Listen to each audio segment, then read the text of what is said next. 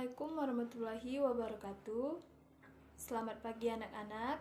Baiklah, sebelum memulai pelajaran pada hari ini, Ibu akan mengabsen terlebih dahulu siapa yang tidak hadir pada hari ini. Ya, kalau hadir semua, sebelum kita melakukan pelajaran hari ini, lebih baik kita berdoa terlebih dahulu. Berdoa dimulai. Baik, berdoa selesai. Hari ini kita akan mempelajari mengenai menjaga martabat manusia dengan menjauhi pergaulan bebas dan zina. Yang akan dibahas pada hari ini yaitu mengenai zina. Pengertian zina tersendiri yaitu berasal dari bahasa dari kata zana yazni yang artinya hubungan persetubuhan antara laki-laki dan perempuan yang sudah balik tanpa adanya ikatan sah.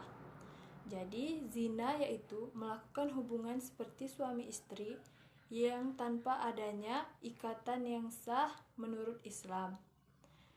Zina tersendiri hukumnya yaitu haram. Bahkan, para ulama menegaskan bahwa zina merupakan puncak keharaman, seperti yang telah dimaksudkan dalam firman Allah di dalam Quran Surat Al-Isra ayat 32 yang berbunyi yaitu wala taqrabu zina innahu kana fahisatan wasa'a sabila, yang artinya dan janganlah kamu mendekati zina, sesungguhnya zina itu adalah suatu perbuatan yang keji dan jalan yang buruk.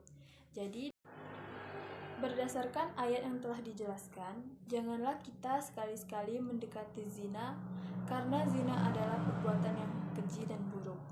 Zina sendiri dikategorikan menjadi dua, yaitu zina muhsan, yang artinya jika zina muhsan itu pezinanya orang yang sudah balik, berakal, merdeka, dan sudah pernah menikah.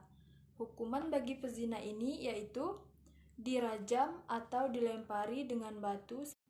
Untuk pelaku zina muhsan ini, pertama ia dimasukkan ke dalam tanah yang ditimbun sebatas leher ataupun dada, kemudian disaksikan oleh orang banyak dan dirajam dengan batu hingga meninggal.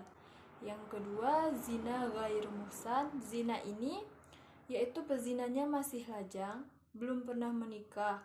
Hukuman bagi pezina ini yaitu dicambuk sebanyak 100 kali dan diasingkan selama 1 tahun di tempat yang sangat jauh dan sepi dari pemukiman.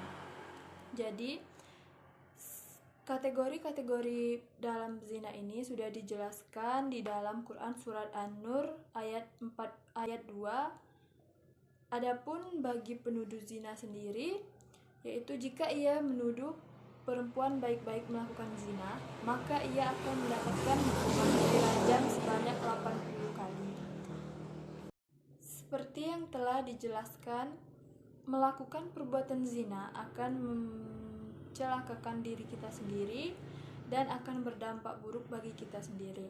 Dampak negatif dari perbuatan zina ini yaitu kita dilaknat oleh Allah dan Rasulullah, dijauhi dan dikucilkan oleh masyarakat, nasab menjadi tidak jelas, serta anak hasil zina tidak bisa dinisabkan kepada bapaknya dan anak hasil zina tidak berhak mendapat warisan.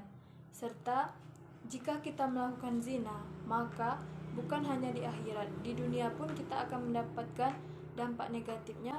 Yang pertama yaitu kita dikucilkan oleh masyarakat, kita membuat malu kedua orang tua dan seluruh keluarga. Jadi, pesan dari materi ini, janganlah sekali-sekali kita mendekati perbuatan zina.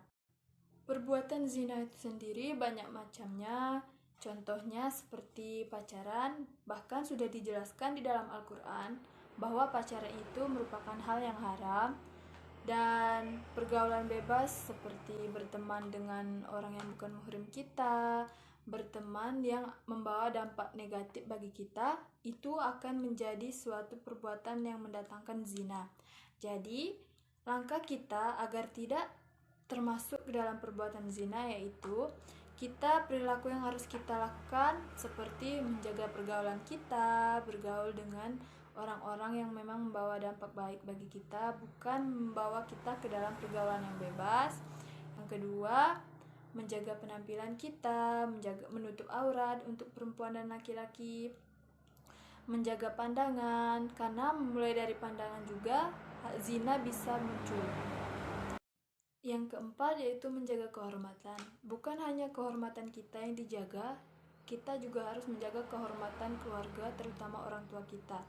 Karena jika kita sudah melakukan perbuatan zina, maka baik kehormatan kita ataupun kehormatan orang tua itu semua akan hancur.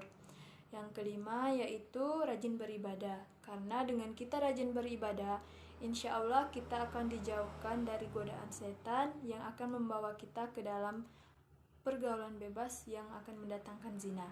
Baik, mungkin hari ini Ibu hanya menjelaskan mengenai materi ini. Jadi untuk materi selanjutnya akan dijelaskan untuk minggu depan. Mungkin hanya ini yang dapat Ibu sampaikan. Lebih dan kurang mohon maaf. Ibu akhiri. Wassalamualaikum warahmatullahi wabarakatuh.